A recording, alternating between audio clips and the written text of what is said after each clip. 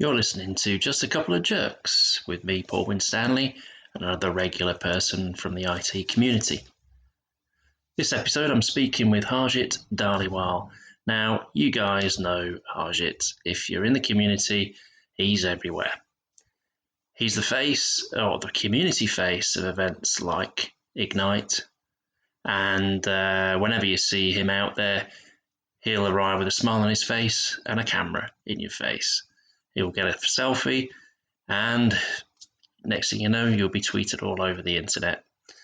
He's a really good guy. We go through how he moved over from Malaysia and got going in a fish out of water scenario. And we talk about how he got involved in tweeting, social media, blogging, the whole thing, really. And he's really out there with his Facebook group, Tech Connect. And he helps the community through Facebook as well. We hear some interesting stories about that. It was a real good chat, and I hope you enjoy it. So check out this new episode of Just a Couple of Jerks.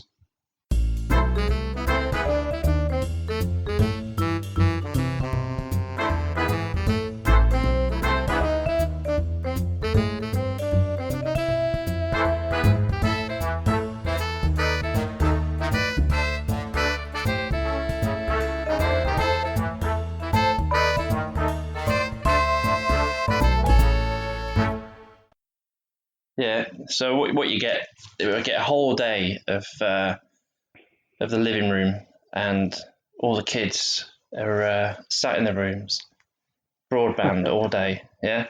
And then the minute you come to start and record, that's when they want to come in, right? They want to come in the room, and you're like, oh, I've had enough. Anyway. Okay. So yeah, Harjit Dhaliwal, thank you very much for joining me today on my new podcast. This is the third episode that I've recorded, and it's about having a chat with yourself, get to know you a bit more, and also find out about you and about, you've been an expert in the IT community. And ultimately what we do find out from all this is we're just ordinary guys trying to make it through the day, get things done. Right. And ultimately we're just a couple of jerks, yeah? That's the idea. It's not being derogatory to you. We're just kind of muddling our way through, yeah? Right, so, yeah, thanks for coming on board. All right, thanks. Thanks for having me. And, Harjit, I've known you for a while now. Unfortunately. Yeah, you said it. Yeah, good couple of years, maybe more than that, I would have thought. But yeah, we met. More than that. We met at MMS in Minneapolis, right? But we were friends before that too. So. Oh, we didn't. Must be someone else. MVP Summit as our first. Oh, that's right. That's right. It was MVP Summit. I saw you coming in through the side door where the buses drop off, right? I think if I remember correctly. Yeah. Almost. Do you know what? You know too many people. Yeah, I think that's where it was. Yeah, in the Hyatt. I met you just prior to that. I thought it might have been that actually. I think you're right actually. And then did we meet again at the Adaptiva night? Yep, and we were at the Adaptiva party too. Yeah. Yeah, so your memory's better than mine then. So even though you thought it was MMS. Yeah, I thought it was MMS, but no, it was definitely MVP Summit, yeah. I've never made it to MMS, and this year is looking very edgy, isn't it? Oh my God, this year's looking horrible for the rest of the year, I think. Desperate. Yeah. So, I mean, the last couple of guests, Adam and Mike, we chatted about the COVID-19 situation. I think it's worth having that chat now, really, isn't it? Because how's that impacting you professionally? How's that impacting you on a personal level? Yeah, it is. It is impacting. I mean, now the complete shift to work from home. I do work from home from once or twice a week sometimes, right? But it's a complete shift to home where it's one thing when you're alone at home and you're working and you can do your thing, right? But then when you have your entire family at home, the whole dynamics changes, right? It's like they're moving around, they're doing their thing. You can't stop them, right? Life goes on, stuff like that, and you're like, wait, but I'm working. I've got calls, I've got teams and things like that, and so a lot of adjustments in that sense. Um, They're actually realizing you do work, yeah. exactly. You have work to do. My God, you're Yeah. just sat at home. Yeah, And the other thing is that I find, like, if you're not careful with work from home, you end up working a lot. You could end up working like a lot of hours, right? Because you're always just there. You're in your house, so it's not like hey, oh, it's time's up. I gotta leave work now. I gotta run home.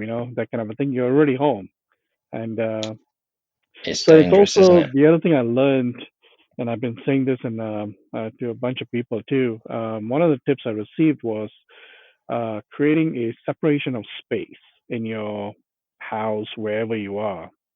So, for example, like in the past, I would just use my laptop and I would sit, either at the kitchen table or on the sofa and, just plug away all day long, no problem.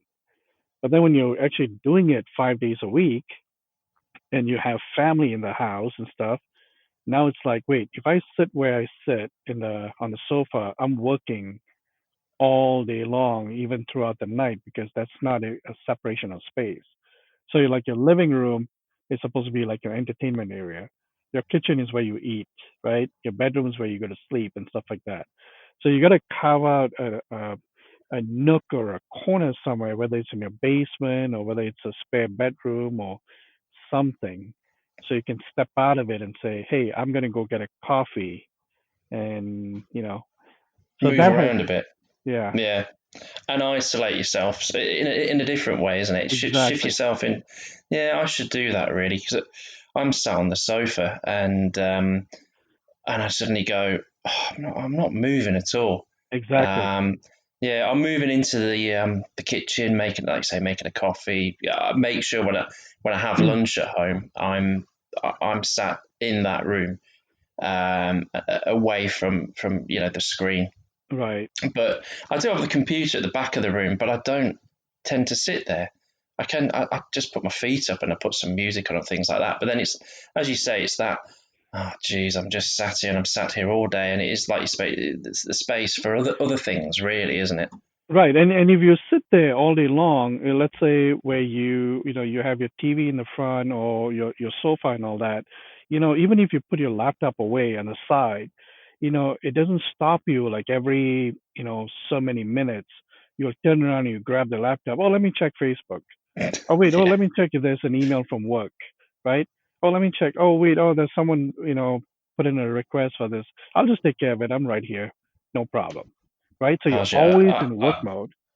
I never thought you came off the computer anyway. I mean, you're always visible.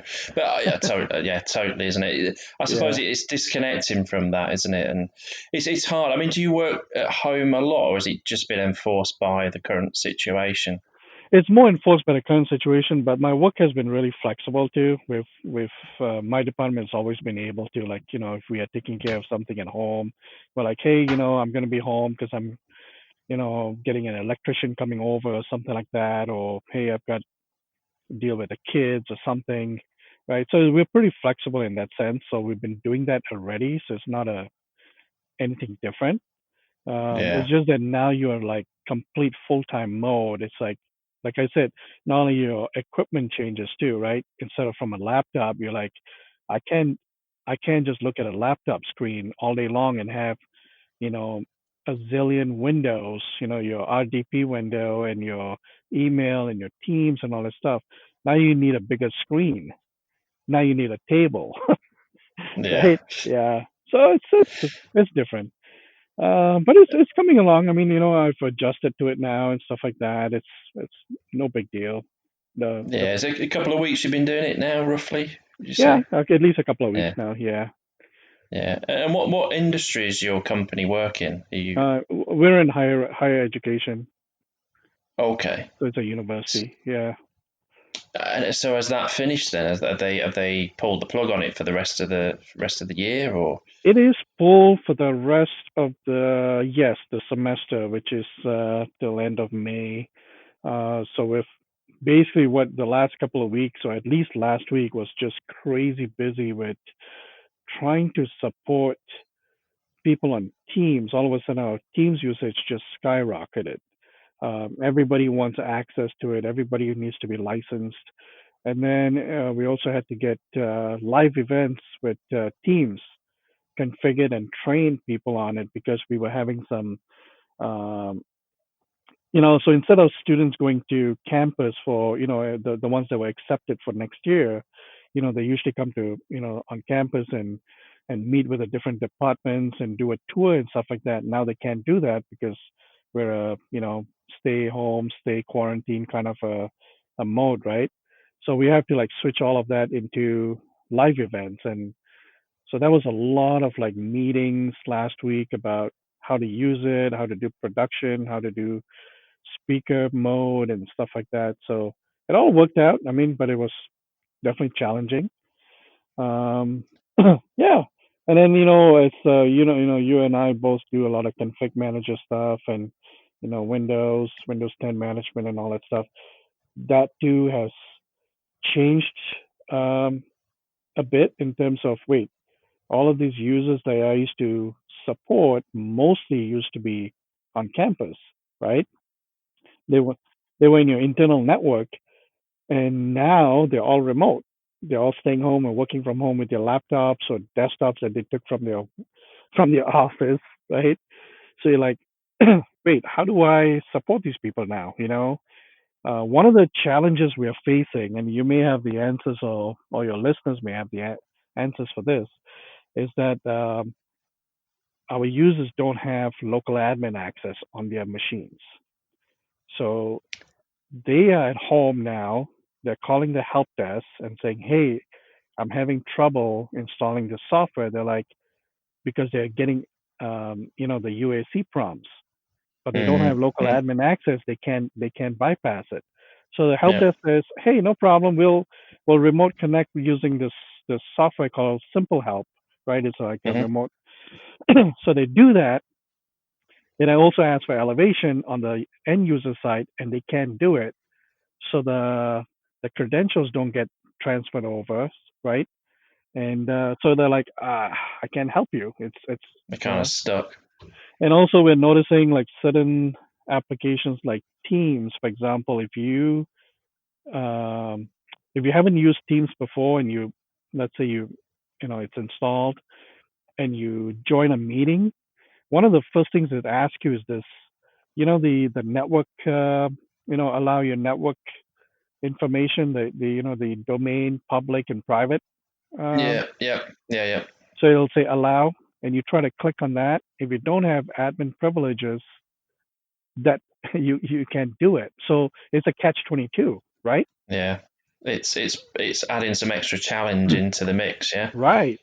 So then you say, hey, okay, why don't you a VPN to the to campus, and they're like, okay, so where do I get it? Oh, here, you need the VPN software. You're back again into that same situation. Yeah. Yeah. Yeah. And because it all happened very quickly, didn't It it? Because happened so fast. We had no time to like think about this, right? It was just immediate, like, hey, we're done tomorrow. Everybody out. and you can't stand up in for and just give them the admin password. Yeah. Well, we No. don't know No. what the No. admin passwords are on all these machines, Oh, right. right? It's not the same, right? It's all different. Well, are they lapse based, are they, or something, or? I, so they were imaged and stuff like that, right? There's a No. department that images them and puts whatever generic All password. separate. Right. Right. Right. God. So how do you And I solve this suppose. problem, right? Yeah. Yeah.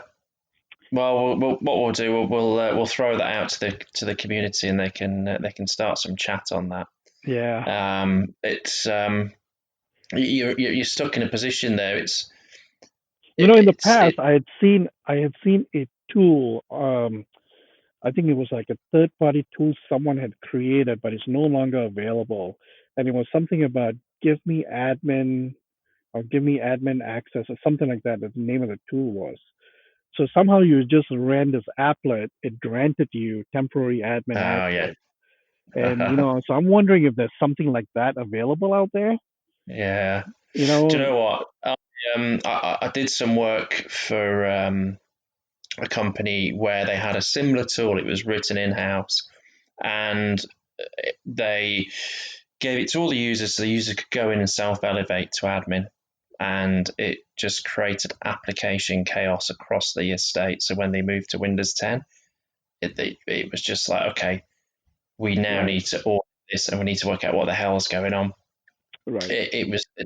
It you know, more pain than it was necessary over time.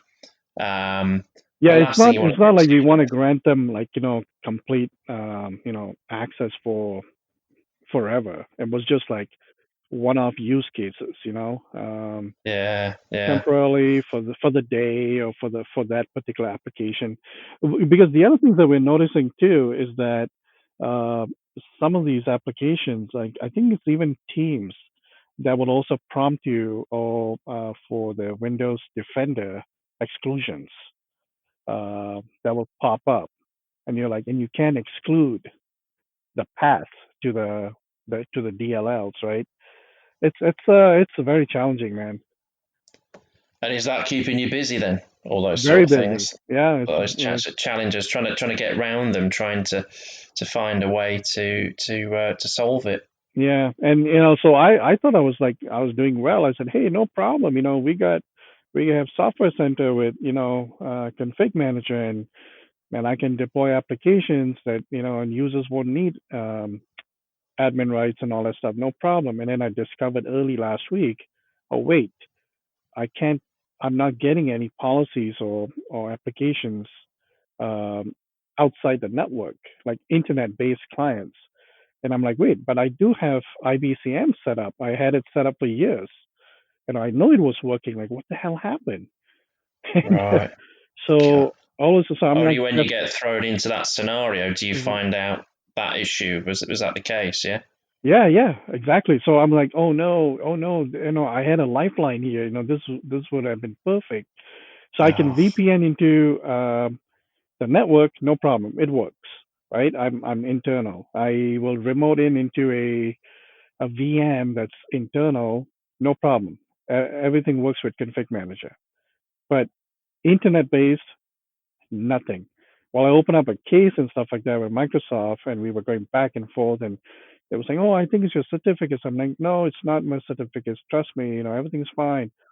So it came down to some issues with IAS, like, okay, what's going on with IAS and all that stuff, and long story short, they ended up breaking my management point even further, and then we got it fixed.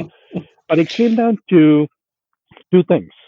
One was a specific port that we didn't realize was 11.512 or 11 something. It was like a it wasn't just 443 or port 80 that you need to open up on your firewalls at your border firewalls and stuff like that, yeah, right? It's this other one. It's in the documentation actually. It just popped up yeah. for I us. know the one. Yeah, So we had to get that opened up. Okay, that's one.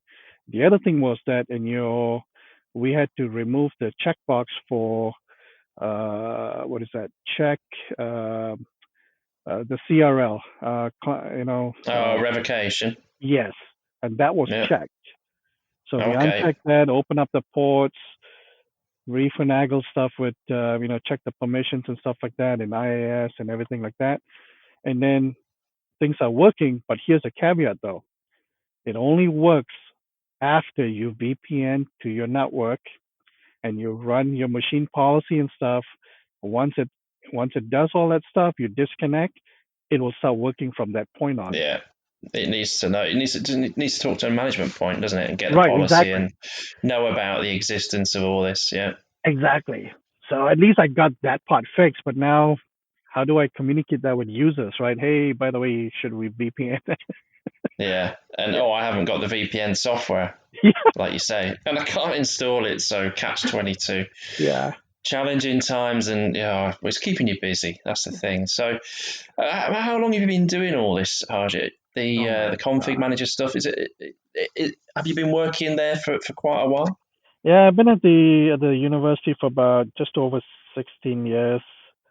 So I would say I was, at least I would say I've been using Config Manager for like 15 years, maybe or so. Um, So right back to SMS days, or was it yeah, around the yeah. time? Started with Yeah, SMS, and then 2007, um, then into that's when I hopped on board around that time. I didn't really touch SMS, but I didn't at all touch SMS. So yeah, I was on the SMS days, and then I started with that, and then yeah, 2007, and then when we implemented, because I switched departments at that time, and so we implemented 2007 mainly for Endpoint Manager, not for to do anything else, right? Because we were switching over from Symantec and McAfee and all that fun stuff, right? We're like, hey, why do we want to pay all that stuff when we can get it for free? And we that's why we implemented uh, SCCM 2007, and then that turned into 2012, and then right 2012 R2, and now here we are with current branch, and it's been great. It's been awesome. I love it. yeah, it's good. It's good fun. Hmm. And now we can quite easily upgrade, thankfully, with Yeah, the current yeah. branch. It's just a breeze these days, isn't it? Oh yeah. Um, I've only managed to brick one environment really early on, and luckily it was a dev environment with the upgrade, and the Microsoft product group, Aaron in particular, picked up on something. I posted a message. This was pre MVP days on I think it was the my IT forum. I can't remember which it was. Anyway, he'd monitored this, seen that this I'd got this particular error message upgrading from the first CB version to the second, and he was like, "Oh, we've not seen this one before." So Yeah. they jumped straight on it, and it was like, okay, wow. And it was the product group being really interested in something they hadn't seen, Right. and trying to work out why it had happened. So obviously, I had to go through the channels with Microsoft and logging a call and Hmm. everything, but it got pushed through to them very quickly, and they were on it, and it was like, well, this is cool. And they've refined the process so much that when we look at upgrading Windows 10, we go, geez, you know, is this going to work for me? What do I need? I need to check my apps. I need to check my Yeah. drivers. I need to do a whole host of work. But with Config Manager, we're pushing this out every 3 months and not really caring at all, Right. Right. um, because it just works, doesn't it? It's Yeah. lovely, I really. had what I like about where we are now with config manager and stuff and the team is all the telemetry stuff that they collect, right? So I can't remember which version it was, and I did an upgrade, and obviously through the updates and servicing module. And for some reason or another, I had some SQL errors. I had a SQL issue, and it wasn't a compatibility thing. It was I can't remember what it was. Anyway, so I'm like, oh man, what's going on here? And I think I tweeted or something like that, and I said, hey, is anybody else having this? Next thing you know, David James actually jumped on, and he said, hey, you know, send me this information by email. Send me your support ID for your site. And looks like you're one of the three people um, that is having this issue. So we were trying to figure Yeah, out who it is. Like they knew there was these right, but they didn't know who, right? And I was one of them. yeah, And it was pretty quick. I mean, they already had the data. They knew what to do. They sent me the fix, and I was good to go. So yeah, yeah. It's I find it amazing that they're monitoring to that level. yeah, Um, exactly. I mean, David obviously is active in the community anyway, Right. and he's always interested in seeing stuff like this. But that this is a thing. If you have a problem, um, I'm almost started going into an A team thing there. If you have a problem and there's no one else to help, maybe you can call the product group. But right. yeah, so And ultimately, our if you community is also very good though. I mean, we are a tight knit community, especially the config manager folks, right? We're, like you, myself, and a bunch of others. Like we're always chatting, we're always connecting, we're always like, hey, I got this issue, can you help me out? Whatever. I mean, yeah, so absolutely. I mean, that's what it's all about, isn't it? I mean, this is, right, this is going back years now, just trying to find answers for things and seeing people in the community, and obviously pre-Twitter days. But right. I mean, I never used Twitter. I used to think, what the hell is this? Didn't have a clue. Because in my eyes, Harjit, you are the king of the social media, aren't you? That's you're all over it. And just started on Twitter. I can't remember who said, "Oh, go on it, give it a go." And there's a bunch of people on here, and they're all chatting about the same thing. We're figuring out what the hell these hashtags meant. Getting a bit old. It's all for the kids, isn't it? Right. It's like now I'm all over it, and my wife's going, "Can you get off the bloody Twitter?" Oh yeah. If anybody wants to join just the one social media platform, I would always say do Twitter. I mean, Yeah, it's short, it's sweet, it's good, it's fast. The community is great. And people listen. Like I use it even for my personal life. Like for example, if I'm dealing with my phone company or the airlines or you know anything like that, right? I'll reach out through Twitter because they know if you do that and if they don't react to it, the the negative impact that will cause their companies is huge, right? So I always get resolutions that way through Twitter. So it's amazing. it's that visibility, isn't it? It's out there Exactly. if you've got that complaint. And I mean, I tend to find that in the community, um, in our community, because Twitter can be horrible at times. There doesn't seem to be that element of nastiness at all. Everyone's working together. There's pretty cool people on there. There's no one trolling and mucking about that I've found. Hopefully, that's not going to be opening the floodgates for trolling my account. But yeah, you know what I mean. It really is a good bunch of people. I don't see any. I don't know if you've had any bad times via Twitter or anything like No, that with no, people. everybody's pretty Uh, good. Well, almost seems like well behaved on Twitter, right? Compared to yeah. Facebook, your Facebook, you get, you know, Right, is it all? Yeah, so yeah, Facebook, I'm really not. So I had a Facebook account years ago. I got bored of looking at people's food, and I got bored of people's. Here's a picture of all my kids on a holiday, and I was right. like, well, I'm not interested, really not. And so I just called it, and then I reactivated it to help promote the website. Well, so the thing about Um, Facebook, I'll give you my how I use it. Like my regular account, I use it for just fun stuff for my own, right? And if you're my friend or whatever, if whatever junk I posted, that's what it is what it is, right? And then the way I do all my professional stuff is all within groups, and I'm more active in closed groups rather than public groups. So, for example, my Tech Connect, group, and there's several SCCM groups, right? And there's Azure, there's Intune, there's, Anoop has a bunch of groups as well, and so that's how I do my stuff. It's all within the groups because everything's contained there, you know. So you know who you're dealing with. Number one, they're your same type of people, right? Same IT professionals, kind of a thing.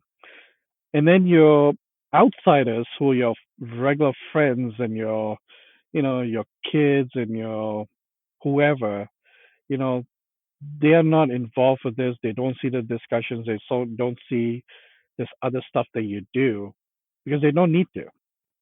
So that's how, if you're going to use Facebook, start doing that. Use in closed groups. You could create one for your podcast, whatever you call it, like jerks, right? yeah, And just a and couple then of and then jerks. create, yeah, a couple of jokes, and then close it. Don't keep it a public group, and then you can post your podcast there as well, and um, have some So you're chatter and straight on stuff. it there with you're on it with the socials straight away, Harjit. You've been there many times. It's how your mind's working. I didn't even think about that. Yeah. I've managed to. I've created a website. So I've done the website. I'm now on. We've got the podcast on all the platforms. So we've got the Spotify, we've got SoundCloud, iTunes, TuneIn. So we Oh covered yeah, covered all the great. bases there. So, but it's yeah, I'm using Twitter to promote it. So maybe Facebook's next, but I just kept away from it. And I think you're a friend on Facebook. I've got maybe three others, if that. And I keep I'm lucky yeah. then. So privileged. Yeah, I'm I just privileged. dismiss everyone else. I just can't be bothered with it. And it's to me, there's information overload as well. So I struggle to keep up with everything, and Twitter's enough for me. So if I then go into Facebook and I'd have all these other things coming in, and then I have Slack and all these different things, I just haven't got the time. And Right. but I mean, you moderate, so Tech Connect's your thing, isn't it? And do you Right. moderate any other groups at Facebook as well? Yeah, I do. I moderate the one with Anoop, the SCCM Config Manager Professionals one. Oh, you're part of that as well, right? Okay. Yeah, and I moderate a bunch of others too. I'm an admin of a bunch of those.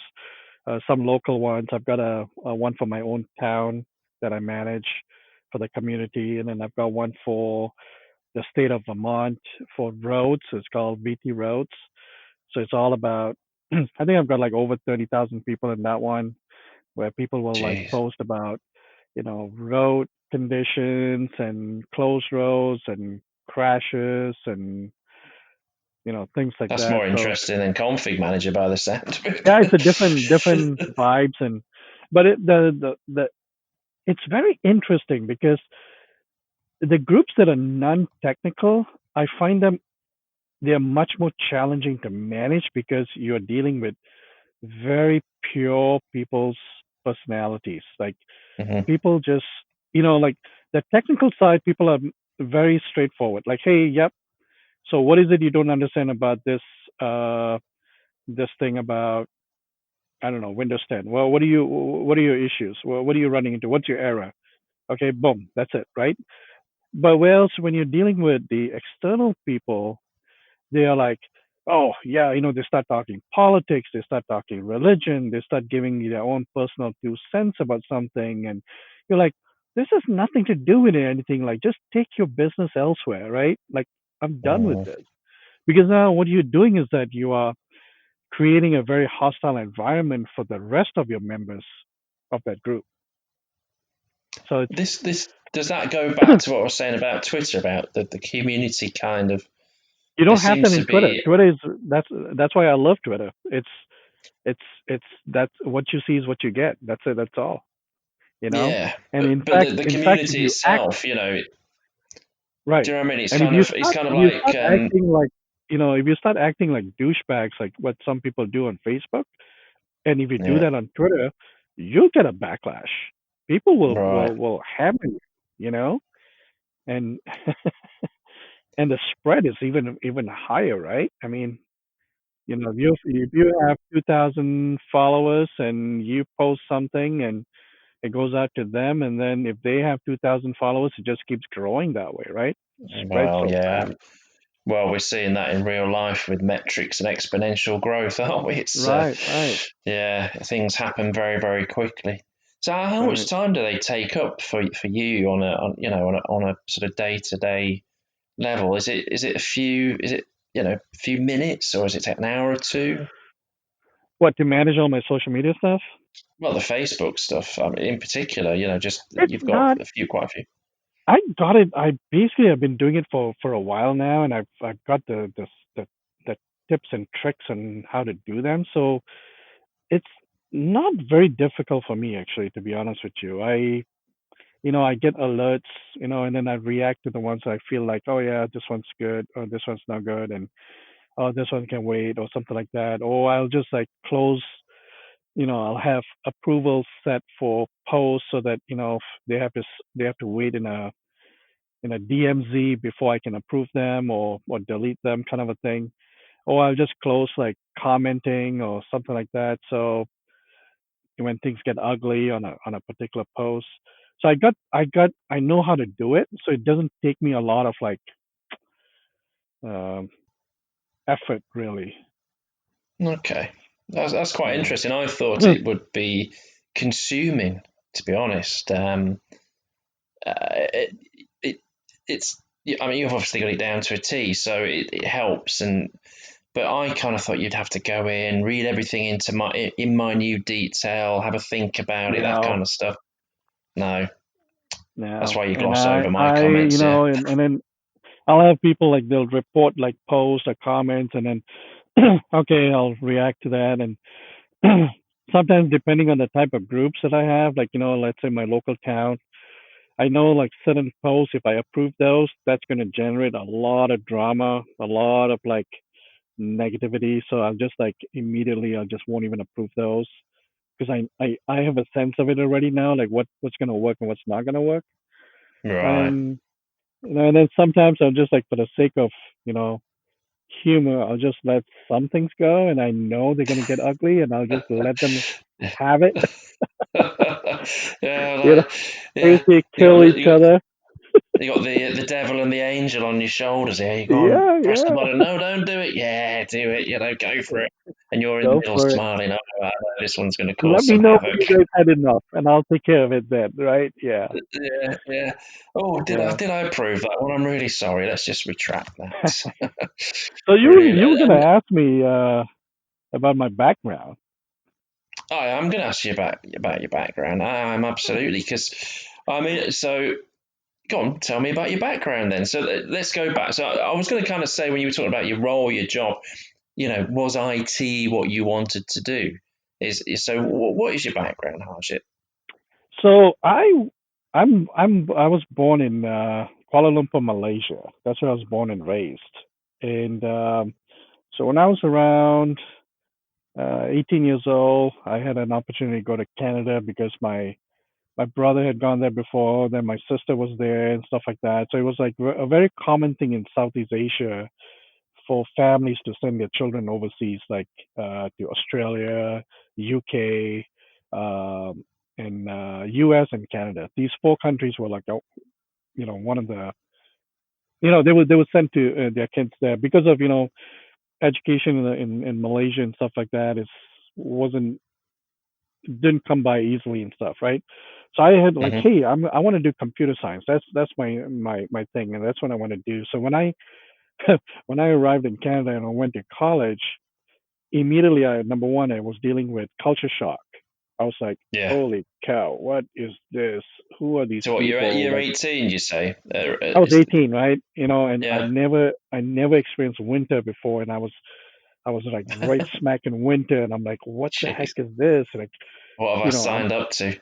yeah, I was like, this is so cold, and I was living in the dorms, and my roommates were like, kind of jerks, and with because they were like critique my food that I was cooking because I didn't know anything better, Right. right? I'm like, I'm cooking the same way I did back in Malaysia, and I realized, well, you can't really do that because it stinks the place.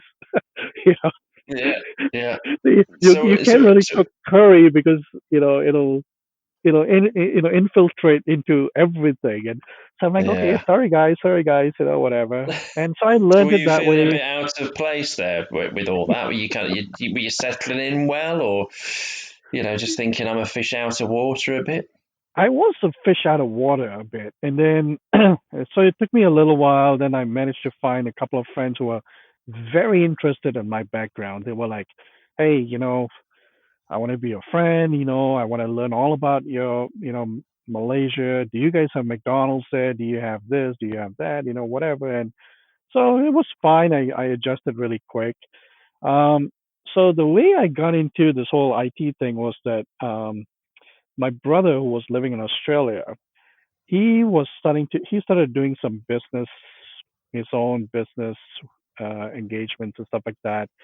He moved down to Singapore, and then he called me down. And he said, "Hey, I'm starting these some business ventures in Indonesia. Why don't you come down and help me out? I'll put you up. I'll give you, you'll have a nice life, and I'll pay you a salary." I'm like, "Sure, good."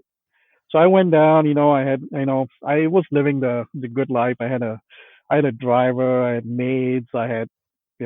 It was amazing. It was really a good Yeah, time. what age are Yeah, you at this point? I Were you, was were you in your 20s? I was in my twenties. I was in my twenties, Right. mid We're like the mid Fresh Prince of 20s. Bel Air being chauffeured round, yeah? Yeah, yeah, yeah. So, it was easy for me because number one, I speak the languages, right? So I speak Yeah. over five languages. I speak English, Really? Malay, Indonesian, Punjabi, Hindi, and a little bit of French. So for me, it wasn't So difficult. I four and a knew the half. five. I'm joking. A little bit of French. Four and a half. No, no. I'm impressed. I'm mocking it. So I know the cultures. I know how they do business. I know how they right. So it was pretty simple for me. So from there, I started supporting, um, machine like laptops and stuff like that, and using like satellite systems for internet connection, and Oh because we God, were yeah, all because we had to go out in the remote sites, right, yeah. into the almost like a jungle like situation, set up camp and do all that stuff. So I started getting my foot wet that way. Then things started getting ugly because of they ousted the former president of the country, Suharto, Okay. who ruled the country for many, many, many years. So everything shut down. So I came back, and one thing led to another. I started working in the hotel line. I was a front desk manager and all that stuff.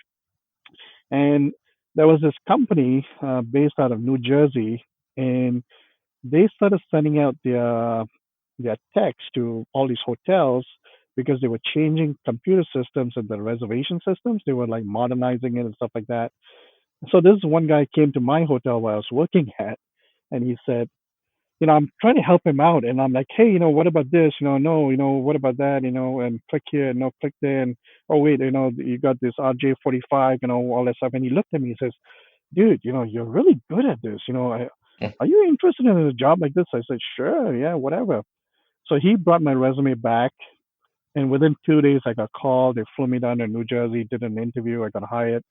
And then I started traveling around the country, all over the country. I was gone for like 7 days, sometimes 15 days. I'll be home for one or two, then gone again. This went on for about a year. And it started getting a bit difficult at that time for my family because my daughter was really, really young. She was just, I think she was Okay. So I very was going to young. say, is it, I was going to say, were you a single guy at that time? No, Obviously no, not. no, and so my wife was having challenges with that, and like just Yeah. so I finally left, and then I did some certifications at a local training center, and then I found out through someone who was there as well doing the same coursework that they had an opening at the one of the elementary schools, right? Yeah. The K to 12 schools. So I said, hey, yeah, sure. So I went in there, started, from the ground up um, as a tech and all that, and then moved up to like a network admin and stuff. And then eventually I landed the job at the university, and I've been there ever since. Yeah, and I've moved into like different roles, right? Level one tech support, level two, then sysadmin, then senior sysadmin, and so Yeah. Worked your way through, yeah? yeah, exactly. And I do Yeah. consulting work on the side too, and stuff like that. So And because Vermont is where you live, yeah. yes. You've that's near to Canada. Is that Oh, right? I'm just about 30 Nearish. minutes. I'm 30 minutes from the Canadian border. I'm very close to Montreal. It's just over an hour from where I am. So And is that where you were living before you got this job, or yes, did you move? Right. right. Okay. So I was living in Canada. I was living in Toronto first, then Ottawa, finally in Montreal, where I was living with my wife, and then we moved down to Vermont. Yeah, Oh. And what is Vermont about then? Is it quite a big place? Obviously, we know it from it's the not a big song. state, and it's not very populated. It's like one of the least populated states in the U.S. It's very open, very green, very mountainous. Um, It's nice. I mean, people are very friendly, very nice. It's very popular with tourists because it's very environmental friendly, and there's a lot of maple syrup and things like that here. So you know about Ben and Jerry's ice cream, right? Oh God, yeah, yeah, yeah. Okay, so that's created here in Vermont. It's the factory. Okay. The original factory is still here, and it's only about an hour from my place. They have Uh, yeah. So So does that pull in tourists as well? Do they come in? When we go to Seattle, there's the so original so the Starbucks that Ben everyone's and Jerry's queuing outside, factory is the number one tourist spot, tourist destination in Vermont. and Number you've got all one. that beautiful scenery, but that's number one, yeah. It's just the way it's located, the drive way it is. It's in the just by the town of Stowe, and Stowe is a very kind of ritzy kind of town where you get a lot of celebrities and things like that that go down for skiing, and it's a very expensive place. But everybody wants to go to Ben and Jerry's factory. So That's the place to that's one be. of the yeah. They have I think we'd be busloads going there if we every were to visit. day. Yeah, The kids definitely, Ben and Jerry's, yeah, yeah, be there for yeah. that. But I mean, I've seen some pictures you take quite a few pictures of yourself when you're out and about, and it seems to be. I mean, it looks fantastic scenery wise. Looks really beautiful, and Yeah, but actually, I it did. looks I've also considered myself a professional photographer. So I used to do, just basic landscapes and stuff, in the past. And then I started doing portraits, and then that got into, wedding photography, and then events photography, and so on and so forth. And then eventually I got some gigs to do what do you call that? Freelance photojournalism. So I'll get okay. contacted by the local newspapers, and they'll say, "Hey, could you go and cover this event and then send us the pictures, or can you go do this and do that?" And I would do that, and so I'm always published in the paper and stuff like that. So I gave up Is that all the something you weddings. still do then? I still do that from time to time. Yeah, not that often. Is I don't do it for the money because they don't they don't pay much. I just do it just to keep my skills and stuff, and to get out a little bit. But yeah, so I did that, and I don't do wedding photography and stuff like that anymore. That's just too much work. So then, Yeah. yeah. So the other thing I do is Instagram. I've got a an Instagram account which is just Instagram.com/Harjit, and Okay. it's just is definitely my creative portfolio. I would say, like, I everything that I do on Instagram is taken from my iPhone, and is Hmm. processed in my phone as well. I use like apps and stuff like that, and then I Yeah. upload it. So I don't do anything with Photoshop or with a digital SLR camera, anything like that. It's all legit, done with the phone, processed on the phone, upload it. So you should check that out too. Yeah, definitely. I mean, I don't have an Instagram account, so I was actually chatting to someone last week who said you must do Instagram.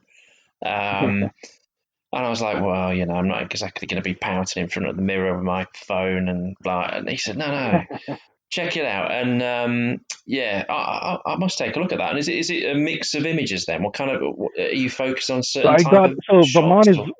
Vermont is well known for the fall foliage, right? The when the changing of Hmm. the leaves and stuff, especially in the Okay. late September, early October. So during non-COVID 19 days, we have like all the hotels are full. We have tourists that come from Japan, China, Europe, by the busloads, and they do Hmm. these tours because the leaves are just changing. And so I do a lot of like foliage, all the different seasons, right? So foliage, the winter pictures. Um, so I'll do some artistic stuff, like I'll manipulate some pictures with some apps just to give it a little twist. Um, yeah, things like that. So it's a lot of scenery stuff then, yeah. It's not portrait or No, people and that, yeah. Oh, no, okay, yeah. yeah.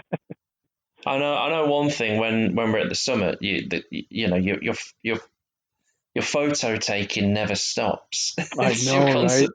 You're running around, you're snapping away, and if you're not snapping people, it's a selfie with someone. Come on, have a selfie with me, Yeah. kind of thing, and you're and MVP you're running Summit is around. really, yeah, MVP Summit is really, really tough because, I'm usually like wherever I go, I'm always snapping like a ton of photos, right? About this and that, about people and stuff like that. And, we have to do the whole NDA thing at MVP Summit. Yeah, So yeah, you're like, all right, so I can't take pictures here.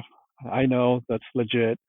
Well, can I take pictures in the hallway? Well, better not, Can I take pictures of this poster or whatever? Like, so it's so, you gotta always go gotta be with, careful. yeah, you gotta be careful and you gotta go with the mindset that no, everything is forbidden unless otherwise stated, right? So you're always Yeah, like outside the buildings taking pictures or whatever and stuff like that. So yeah, MVP Summit is stuff.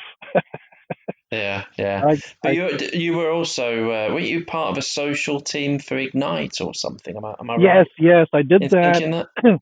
Yeah, I did that a couple of times. I was part of the first community reporters. Um, they selected a couple of years ago, so I was the first batch, Yeah. and so we went around did interviews and things like that, and then I've I managed the on day one for the live event at Ignite. We would push uh, tweets and stuff that would come from attendees from the community, right? So I was Hmm. up there on the stage with Seth Juarez, people like that, and I would sit there and I would correlate all these tweets that are coming through, and I'll save the ones that are really really funny or really good or had some nice messaging and stuff like that. And then they would switch it over and say, okay, you know what? Let's go to our social media desk and what do we have for tweets and stuff, So then we That's project them pretty out cool. and then they show up on a big screen. Yeah, so I did that at least a couple of times, I think. So it's fun. Yeah, I think you were. You always seem to be like one of the top posters on the social side anyway, because Yeah, that's I do kill it every year though. I yeah. do. There's a little league table, and Harjit's number one, Microsoft second. Well, speaking of that, how this thing all started blowing up for me with Ignite and stuff is that when I first started attending TechEd back in 2013, I was in New Orleans. So I started using Twitter because I was like, I carried a laptop, I think on pre-day or something like that, and I was so sick of it because my battery was running out. There was no place to put it on. You had to put it on your lap, and so cumbersome. So then I decided to say, wait, there's Twitter, and there's these hashtags for each session, right? So I started tweeting stuff that I was listening to in sessions. Either I would take pictures of slides or just like note what the instructor would say, and then hashtag it with the BRK1234, whatever that session name is. When Yeah, I started doing that, and then I noticed other people start following what I was doing, and were also using the same hashtag. Those that became our note taking via Twitter. So what it is that when you come back home and you do a search on Twitter for that particular hashtag, you get everything that you posted, and not only what you posted, what other people posted too. yeah, You see, so that's pretty good thinking. that's how I started taking notes, and that's how I was doing it at all events that I would go to. And that's what I That's teach pretty. people too. I said, don't bother. Yeah, sure, you can do OneNote and stuff like that. That's great. But hey, if you're using Twitter, not only that you're capturing these notes for yourself, but you're helping other people too. I've just learned something from you there. So Right? that's the way to do it, isn't it? Yeah, Yeah. I've never really thought about it in those terms. So Yeah. yeah, And so really. because sometimes, when we are in like sessions and stuff, we're not always paying attention, right? You listen something, your mind drifts off somewhere else, then you come back and Particularly when I'm talking, yeah. yeah, When I'm presenting, no one's right. listening. So but what happens is that when you pull up some of these hashtags, you're like, oh wait, somebody else captured something that the instructor said that I totally missed. I didn't even Yeah, hear it. So you're like, That's great. That's awesome. Or they'll post links, or they'll post a screenshot of the screen that that went by really fast, but they managed to capture it. Things like that. So it's very Based on the helpful. performance of my phone and the way it's useless at taking photographs, they're on to about slide 10 by the time my phone's cranked up. It's like, oh, missed it all, missed it all. Yeah. That's pretty good thinking, actually. I'm going to have to start to do that, actually. And if You've you saved do, me a huge amount of time. yeah, and if you do any like user groups and stuff like that in your location, and if you want to try to capture screens, I don't know, slides or stuff like that, one app that I would suggest is Office Lens, Microsoft Oh, yeah, Office yeah. Lens. It's on your Androids and your iPhones, and it's great. I mean, you can be on the side. You don't have to be straight on. You can be on the side. It's AI rendering whatever it does, right? Yeah. It captures Converts it. it all, doesn't it? It's Oh my pretty God, cool. it's pretty cool. Yeah, yeah. So, Harjit, the MVP program, we mentioned going to the summit and things like that. Now, you've Yeah, been on board the program just prior to myself getting on board. I think you're 2017 as well, aren't you? Is yeah. I'm that 2017. right? Yeah, I think January 2017 when I got mine. Oh, okay, so I'm July, so 6 months later. So your Windows and devices, is that right? Windows Is and that your devices, yes, for IT, yes. yeah? So what does that program in? What is it? What's it about? Is So it Windows 10 I, effectively? I feel that I don't know because I think I'm a config manager admin. That's what I do day in and day out, right? And stuff Yeah, like that. So I also obviously with that said, you're also managing Windows systems and whether it's servers and desktops and stuff like that. But I found that you know I realized at the end like there is a criteria to get the designation as the config manager MVP, or then they changed it to what was that, EMS or something like yeah, that, and so on. And now it EM, just keeps yeah. changing it to something else, right? So I'm like, you know what? It doesn't matter. I'm still doing the same things anyways. It's fine. It's just that you guys have a different distribution list and stuff like that that is closed in for um, the config manager admins, right? And Intune and stuff. So hey, but I'm still able to connect with you guys on Teams and the PGI calls and stuff like that. So basically, Windows for devices for IT covers anything about Windows, really, right? Um, I mean, I do a lot of testing for like all the insider builds, things like that that comes through the TAP program. Um, And is same a lot of stuff. it based around modern management as well? Is it around the Yeah, yeah, Intune modern side and management, cloud? imaging and patching. Patching is something that I'm really passionate about. I really enjoy, and I feel I'm really good at it. So yeah, I'm always talking about patching, or you know, sharing about it, or telling people to avoid certain patches. Here's why, and things like that. Yeah, I think I've seen a few of your tweets like that that have helped Yeah, me in the yeah, past. I mean, I'm more of an OSD guy, which I'm becoming a bit of a dinosaur, I suppose, now with autopilot and things like that right. in the mix. So we change, we adapt, but Yeah, patching has never been my focus. I'm doing some stuff around patching at yeah. the moment. I do.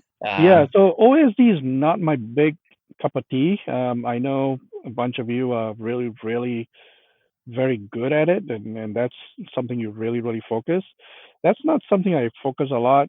Mine, I focus a lot on patch management, on application management. I do deploy a lot of applications. I manage them that way. Um, yeah, I still have a MDT environment for light touch, which still works for my users, and that's what they used to. So hey, that's good. I do oh, there's a lot some. of MDT out there still. Oh Yeah, I yeah, mean, I've been working with a few trusts, the NHS trusts in the UK, where they have MDT. They haven't got the money to throw at config manager. So yeah, how do they build Windows? How do they get stuff out there? yep, And it's it does the job, but it becomes trickier with Windows 10 Oh yeah, oh yeah. around the upgrade side of things and how to manage that. Not having the ability to build a hierarchy as such as well, which you have with obviously the config manager. You can put key roles in certain places, The and upgrades are these definitely a challenge. It's even from one build of Windows 10 to another, right? It's at the end of the day, like it's what is the impact on the end user? Are they gonna sit there, wait? How long are they gonna wait before the thing spins and says, waiting for upgrade and hold on, we are gonna be right back, and things like that. I mean, that alone causes problems, right? That's when you get all your help desk calls and stuff. Like, when is the right time to push out an upgrade?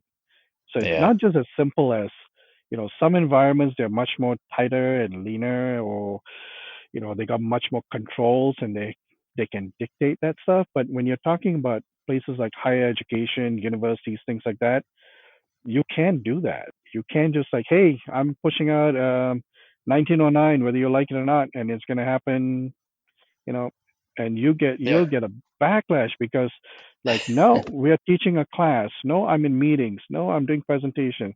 No, I'm running a experimental lab for something, right? yeah. It's really It's really tough. it's tricky, and I don't know. Do you have lots of like applications that can cause you problems for upgrades, or is it fairly simple to kind of test upgrades and get them out, not get them out there, but that capability of actually upgrading? Is it simple for you, or is it a Oh lot of no no work? no, those application upgrades yeah, those are tough. Um, Yeah. I know So I you know. so you'll be limiting, I assume, the amount of upgrades you do. You'll be sort of taking it right to the max for support line or support life, or do you just go, actually, we'll try this every 12 months? I've been doing so. I've been in my environment. We are they for some reason, some of these distributed IT people, they'll ask for, hey, so 1903 came out. Can we get the ISO? Can we get it in light touch? And I'm like, yeah, okay, but it just came out. Like, let it sit for a little while, and then, hey, 1909 came out and we want that. And so I end up having like a lot of different versions in it now, Yeah, like out in the yeah. out in the wild. So I've been using like config manager, like the feature, what do you call it, the Feature servicing, update. yeah, the Windows 10 servicing module, Yep. and config manager. I've been trying to like upgrade some of the older builds and just pushing it out there, making it available first for X period of time, and then after a while, like, hey, it's gonna happen, So I But do it in what like, about the testing process though, Touch? So how long would you be testing for? Do you do any testing first? Do you do like I compat scan stuff or anything like that, or I telemetry do. again? I Is what have we talked I about have earlier. like several systems in my disposal, so I test those. Right, I'll do as best I can, but I can't always duplicate what the end users have. Right, so I may only have 10 applications, that they have 25, or they have five, but the five that they have are the one of the worst ones that you can imagine, right? So I can only do the testing on my own stuff and say, okay, I know the upgrade process works. That's all that matters to me. It's Yeah. I know it's working from config manager. I know it'll receive the update and it will install it, and that's it. That's all. And if there's any like issues, then we'll deal with them on a one-off basis. Right. Yeah, because otherwise you're going to be at Yeah. it 24 Otherwise, 7, you'll aren't just you? you'll just stay in your test phase forever. You never get out of your test phase, Yeah, right? absolutely. Yeah. Yeah, it's a challenge. I mean, it's time, resource, and cost ultimately, isn't it, for Yeah. people? There's a lot of time you could spend on this. Therefore, the cost goes up. The resources are limited. A lot of IT Yeah. companies, stretched as it is already, to then throw this into the mix, it's And it's a real challenge. one of the other issues that you deal with is encryption. So things like BitLocker. So if you're using things like task sequences and stuff, which is what most recommend to do, but I find that sometimes when I do task sequences, it doesn't honor the disable BitLocker before it does what it needs to do and then re-enable. Like I think there's like a one reboot, uh, allowance or something like that, right? And then if it has multiple reboots, the BitLocker kicks in again, and then so you run into a lot of issues like that. So I find like when you're doing like the like in place upgrades through the servicing or just having the end users download it from Windows updates, it will take care of all of that stuff. Like it knows what to do with BitLocker. It just does it, in my opinion. Anyways, Yeah, that's yeah. I mean, whenever you do this, you've got to kind of test out the scenarios, haven't you? right. Really, and before you implement them, that's that element of testing first. You know what works for you in your business, and which one is right for you because there are pros and cons of each. You know, it's for example, the feature update, it's more user friendly, isn't it? It's more. I'm not going to enforce this reboot, and I'm not going to take over your computer for 2 hours, and that sort of thing. Exactly. So you've got to go through the motions and the testing, and then start to implement, and then pick up the pieces where things go wrong, but try and mitigate as much as you can. But it goes back to those three things: resource, time, and cost. How much time are you going to spend on this? Because the cost is going to go up, but you don't want to be breaking things. Ultimately, that's the challenge. It's a tricky one, and Exactly. it's Yeah. always interesting to see how different people are kind of working with it and how they cope with it. I mean, the guys we know, Gary and Mike, do a lot of work Oh around my God. Yeah. They're yeah, brilliant. Gary Blocker, Mike Tyrrell do a lot of work around IPU, and it's amazing the stuff they come up with, and it's really appreciative because you can tap into all that, and then you go, well, actually, do I need to take all of that? Probably not, because I'm going to make things very, very complex for the standard admin. Right. But I'm going to take elements of that. I'm going to use it, um, and other people's solutions, and make them work for yourself. But it's time consuming, it's tricky, and ultimately all you want to do at the end of the day is just upgrade your Windows 10. And it, some people I've worked with in the past have gone, oh well, I've got it at home and I upgraded my home PC and that did it for me in 20 minutes. Why can't we kick this out and upgrade it? And you go, Exactly. Yeah. oh, it's And then slightly you're dealing different. with drivers, you're dealing with peripherals, you're dealing with Yeah, so the corporate apps. environment, the enterprise environment is so tough, right? Like if you have like someone has like a I don't know, a dongle for something that is plugged in while you're doing an upgrade, and Oh that god, can yeah, cause it to fail. Or they have it yeah, in a docking station, it could have it fail. There's so many variables. Like it's like, geez, yeah, you know, yeah. yeah, And how many devices are you looking after then, Harjit? about 5,000 off and No, on. it's a fair chunk to deal with. Then you get your Yeah, fair share of success and problems with them. Yeah, yeah, and I do all the patch management too, so I deploy all the patches on a monthly basis to all my servers and and you're workstations. still smiling Yeah, yeah. laughing through it all. Well done. But this is what I do. So, on Patch Tuesday week, I'm always like monitoring, the feeds, Twitter and forums and listservs and everything like that to find out is there something bad? Has anybody reported something? Wait, hold on. There is some reports. Is this just isolated or is it, so I got to be really fast because in my organization, we are very aggressive with patching. We don't wait. Right, Like, straight out. Yeah, yeah, it's like 2 days and boom, they go on our service. Like, we are very heavy on security and then we make it mandatory for workstations like the following week, like on Monday. So yeah, you learn, like different from trial and error, like what works for your environment. We used to be really aggressive for end users. Then we realized, wait, yeah, we're forcing reboots and stuff like that during, while they're trying to do things. Or it's breaking some of the experiments that they're running for 2 days and now you suddenly reboot it. So we would like make them like, available first week, and then we'll say, it's going to become mandatory the following Monday or Tuesday at 5 o'clock in the morning. So you can install your own patches, you know, before then, or we're going to force it. So we kind of train our users that way. So they That's kind of, quite cool. yeah. So it took a Yeah, give them while. a bit of choice and let them feel Yeah, in control. right. So we say it's Yeah, not, you're never not going to have patches. You're going to have patches and you're going to have reboots. But here's what we can work with.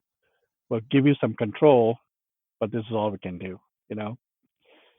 Because at the end of the day, you're looking out for your best interest of your organization's security, right? yeah, So yeah, one absolutely, compromised absolutely. system, your entire organization is done. But this is it. It's kind of saying actually we have to push these things out at some point because we Yeah, can't not.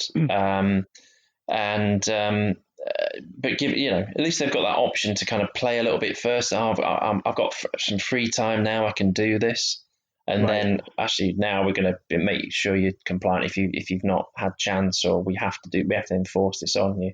It's right. kind of a similar approach that I've seen one of the guys in the UK, a chap called Chris Roberts, who comes to our Windows Management User Group events in London. He speaks and he works for SAP, and he does a and he supports a huge amount of endpoints. I think it's some ridiculous amount. It's a few 100,000, Oh wow. and for yeah, it's crazy. He's a really really good guy, and crikey, he loves what he does. I can really tell. And they took the approach for Windows upgrades in a similar manner. So for your baseline upgrades, they allowed users to they run a program as a PowerShell script, which said, okay, do you want to be in this effectively like an insider type person? I'm going to get my upgrades really quickly, or do you want to hold back a bit and that sort of thing? And they gave the users that ability to choose. So when it came to actually pushing the baseline out, they knew it was happening, and so you had a bunch of people who were really keen to upgrade because they were kind of techie guys, or they were into their phones and that. They wanted the latest gadgets, so they got Right. on the fast channel.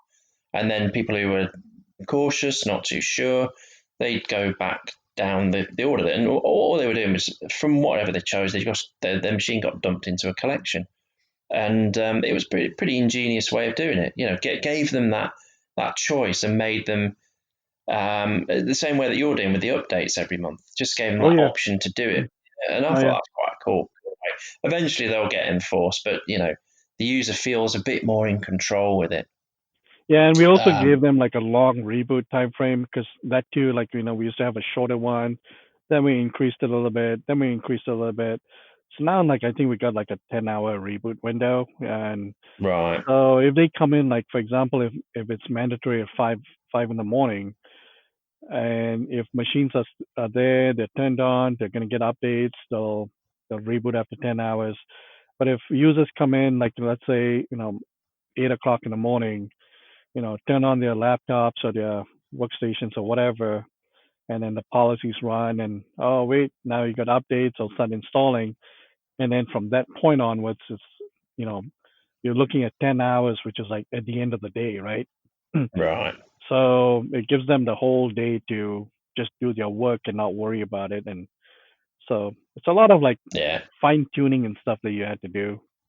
yeah, and lessons learned along the way, I'm sure as well. Oh yeah, oh yeah. Um, yeah, and nothing worse. You get the noise from the VIP who's doing his presentation. It suddenly reboots part way through. He's disappeared for half an hour, comes into a meeting, comes back, and all his works it's been restarted, and he's like losing it because of that fact.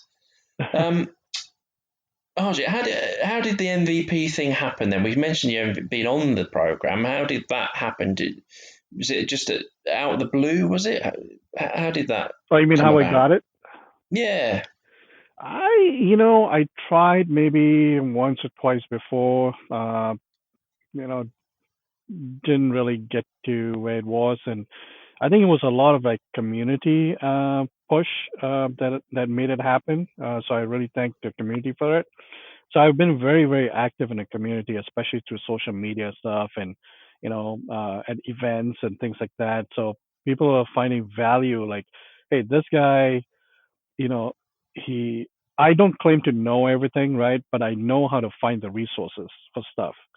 So if someone reached out to me and said, hey, I'm running into this problem, whatever, I'm like, oh, wait, actually, yeah, I do have the answer. Or maybe, wait, hold on. No, I don't have the answer, but I know somebody who does. Or I know how to find the resources for you, and does this help? And so I would connect the pieces for people, right? So I was giving them value like that. So I think at one of the ignites, I can't remember where it was, uh, whether it was Chicago, Atlanta, or something like that, and there were some community members who stopped by the MVP booth and spoke to Betsy, the CPM, and said, "Hey, you got to check this guy out, and you got to meet him." So she put the word out that she wanted to see me. So we just, there was nothing more than just, "Hello, my name is so and so. I'm the guy you've been hearing about, whatever." And that's it. That's all. And put in my nomination. I think we had to go. All of us had to go through that process, and then eventually, I guess, yeah, I was pretty psyched I got it. And I gotta say though, it's been great. Um, my work, the what I do for the community has increased more than prior to being an MVP. I started doing the same stuff, but then you know how you and we have to log our contributions and stuff like that. So you got to be mindful. But then the doors started opening up for me. Like I started getting to speak at events. I started getting to speak at Microsoft Ignite, which is a very privileged thing, right? Um, and other conferences, and I started getting access to different products, and I get companies will like, hey, could you test out our software and write about it or whatever, and you know, so that really gave me more opportunities to not only learn new things but also then eventually give back to the community because now I'm a little bit more not to say privileged but a little bit more Things I have come to you in a way, come haven't they? to me. So right, I know right, exactly where you're coming from on that. Yeah, so you get, yeah, yeah, and so it takes up time, doesn't it? It's yeah, and it, I also have a lot of connections, so I know a lot of people in the community. I know a lot of people at, with the product group, so I know who to reach for to help the community out too, right? So, like I said, I don't know everything, but I know how to put the pieces together, how to put the who puzzles the together. hell does, eh? Right, right, I think it's the good thing is that you will learn from. If you go out and ask yeah, someone a question, you'll learn from that. You've found out yeah, for someone else, but you've got that information, and you'll probably yeah. retain it. You may not. I, Um, I know there's a yeah. lot of irritation in the community. Like I see, like in Facebook groups and stuff. Like you get like, other IT pros will ask questions, but there's the people that actually run into issues and they're struggling. They tried everything and they still can't get it fixed. So then they come out like, hey, I've been doing this, I've run. They're a very genuine kind of like. Then you got the other subset of people that, hey, I've got this error. Can someone fix it? I got this error. I got this problem. Can someone give me the answer? Oh, can someone give me a PowerShell script? I need to do blah. And then it starts creating a negativity in the community, right? I'm starting to see a trend where now people will like, hey, have you tried Google? Let me Google that for you. Let me do this. Yeah. So it becomes very irritating, and I can see both sides of it, right? One side, they don't know how to ask the questions, or they don't know how to seek the help. They make it look like they want other people to do the job for them. And then you got the other side where they're getting really irritated, like, hey, my time is valuable or whatever. So I get hit a lot in that sense too. I get people contacting me privately through WhatsApp, through Facebook Messenger, things like that. And I was like, this is what I do consulting work for too, and like I fine, I'll help you out, okay, listen, here's some blog posts and here's some documents from Microsoft. Go read that, then come back to me, when you run into further issues. But I'm not going to give you all the answers, but I'll help you. So I'm not that kind of a jerk where I don't help people and just push them away. I kind of feel bad for them too. So Yeah, we've all Um, been there, haven't we? You know, yeah. we're all asking these questions. I mean, I see sometimes I'll get this message come through and it says Harjit, and I just block it. Right. No, So that's a speaking of joke. like the whole MVP thing, I I was really fortunate and to be able to speak at the Microsoft Ignite the tours this year. I was like, you know, I represented Microsoft for some of their Learning Paths sessions, especially in the MEMCM category, right? The new Microsoft Endpoint Manager. So I was able to speak in Milan in January, and then Oh, uh, yeah, I saw you on this tour. Yeah, yeah, brilliant, yeah, and then I went to Johannesburg, South Africa, fantastic. and then I did Dubai, and then Skip that was it. London. But I was supposed to go to Zurich, that got canceled because Okay, of COVID. right. Yep, yeah. Then I was supposed to go to actually this week I'm supposed to be in Mumbai, and that got You're right. canceled. Bangalore is Geez, you're next going to be all week. over the place. Yeah. Yeah, so I had a few opportunities, but they didn't pan out. So And were these hopefully, places you'd never been to before then?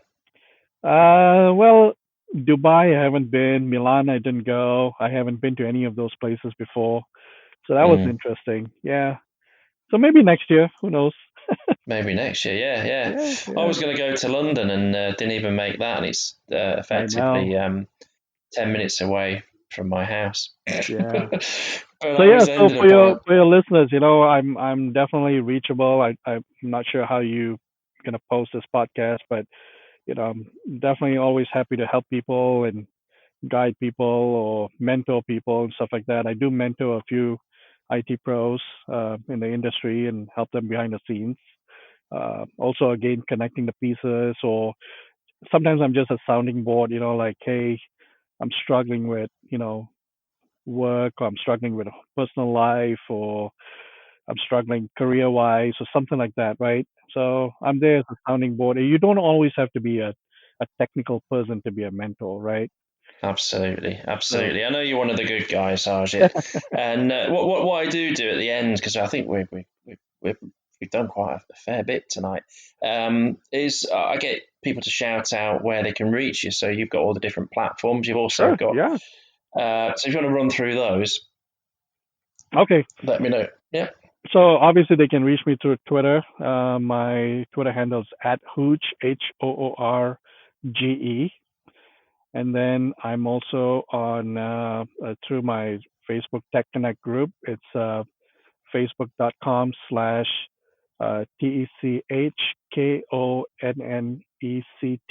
Tech Connect with a K.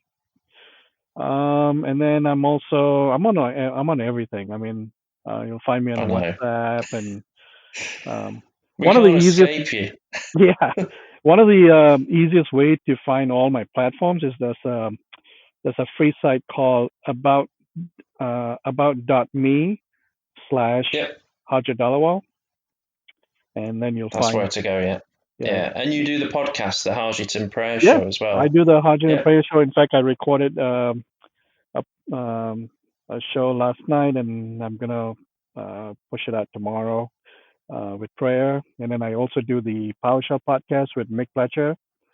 So Oh, with Mick. Yeah, yeah. yeah, he's a nice I guy. met Mick a couple of times. He's a good guy. Oh yeah, oh yeah. And so yeah, we do a PowerShell podcast. We interview people. We have had some really nice guests. Um, so that's coming along. And So then I was gonna eventually start actually. you do things outside of all that. Yeah, Yeah. yeah. And in fact, it's really interesting that you started this podcast of yours. I actually, where was this? Was it at MMS New Orleans? I think I was. I created new stickers and stuff for my very own podcast that I'm actually going to start. Um, my own, right? Just whether I do my own talking or sharing my own wisdoms, and I came up with a name, Control Alt Jit.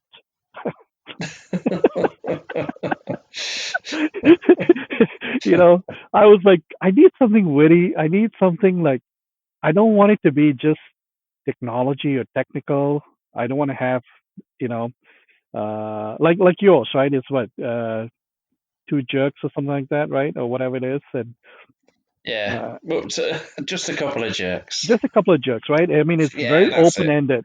It's open ended. Exactly. Yeah, yeah. You could talk I to think somebody, you so. know. The idea around it was that title was the fact that we are, we put on this rock star pedestal that can cause stress or pressure on Oh people yeah, or whatever. oh yeah, But and really, that we are just one of many hundreds and thousands of people in the world who are trying to do their job on a day to day basis, exactly. We're and all we're trying to just survive. Yeah, yeah, and we're just regular guys. Yeah, we're just regular idiots trying to get through the day to day, causing problems, fixing them, whatever. So just a couple of idiots was taken. Just a couple of regular I love guys, I it. think, was taken.